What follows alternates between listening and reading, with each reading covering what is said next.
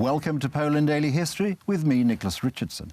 In this series of episodes, we're going to be looking at Polish history from a British perspective and also Anglo-Polish relations in a geopolitical context. And I'm delighted to have with me in the studio today Richard Berkeley, who is half Polish. He's been living in Poland for 20 years and is able to bring a unique perspective onto this subject.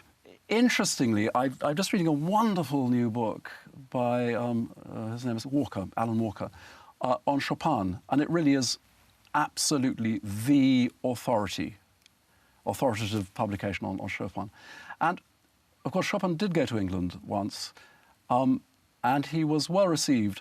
But what's interesting is the Polish view of the English to come out. And the English were regarded as cold, uncultured, arrogant,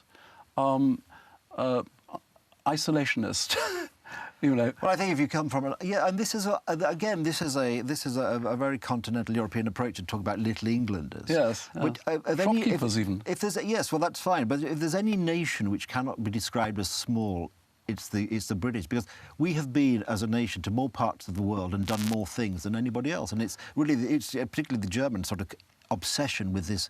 I call them little Europeans, you know, this obsession with Germany and just the bits around Germany. Whereas we've always taken a more global view. Well, yes, you may say that, but we took a global view in order to conquer, whereas the Chinese, if you think of Admiral Zheng He in the 14th century, who had these massive ships, 9 masters, with 1,000 people on, you know, they had even ship farms to allow this great fleet to go around the world. He didn't go around the world with cannon and soldiers and with ideas of domination.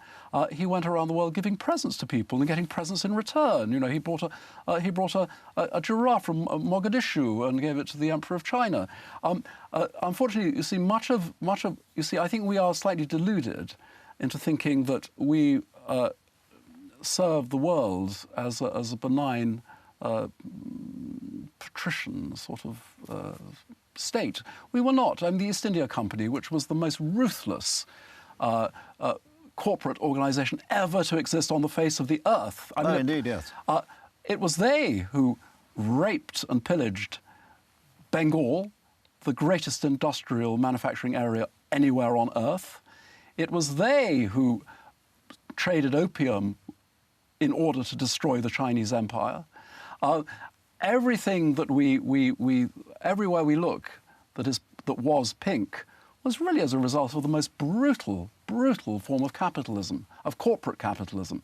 And really, you know, Procter & Gamble and Unilever and all these very second-rate companies today could take, if they really wanted to be corporate raiders, they could take a lesson out of the East India Company, which had to be nationalised in the end, if you remember. And then thinking, a great case for nationalisation. Yes, and think about sort of Anglo-Polish relations, because then I think the next period where it actually becomes very interesting is once Poland has been re-established after the First World War, and then, of course, with the Soviet-Polish Wars, yes. and then the 1921 Treaty of Riga, which then really established and kept the Russians out of Europe. We then enter this rather interesting 20-year period betwixt the wars.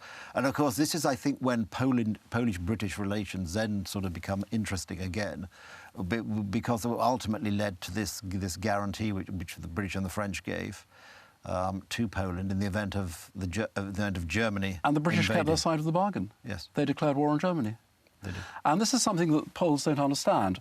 Between the 1920s and 1939, the British really hoped that war was behind them. Yeah, and I think it's very important to note in this context that many of those people making the decisions in the British government and other governments suffered terribly. Had themselves been, you know, had been in the First World War. Yes, you know, for example, Anthony Eden, who's the Foreign Secretary during the Macmillan, everybody. Eden and Macmillan. Eden had actually fought in the same. Churchill himself. Yes, Eden had fought in the same battle as Hitler. Yeah. Eden lost 2 brothers in the First World War. Yeah. So you can understand they would do absolutely anything to try and avoid a war. Anything to avoid a war.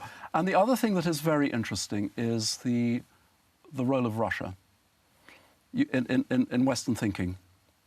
Now, if you look at Lenin, for example, Lenin and his worldview was basically this.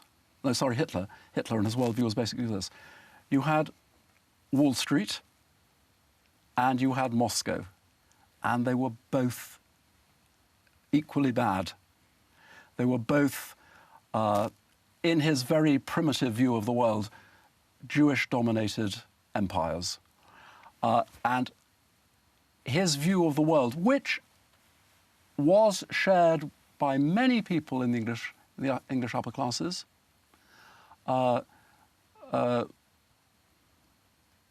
detracted or distracted Western politicians from what was happening in Germany.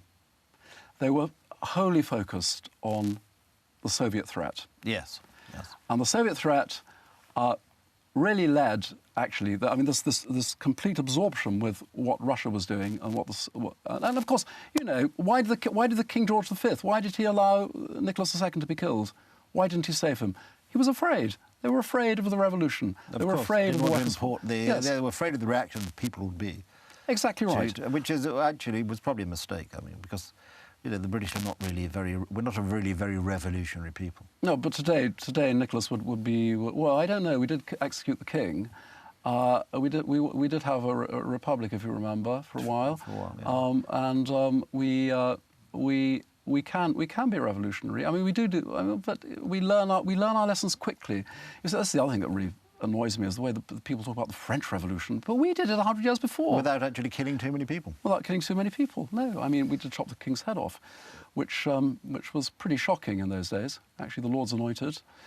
People honestly expected... There was a great gasp when his head was chopped off, you know. I can imagine, yes. And people really expected the world to stop. The fact that it didn't.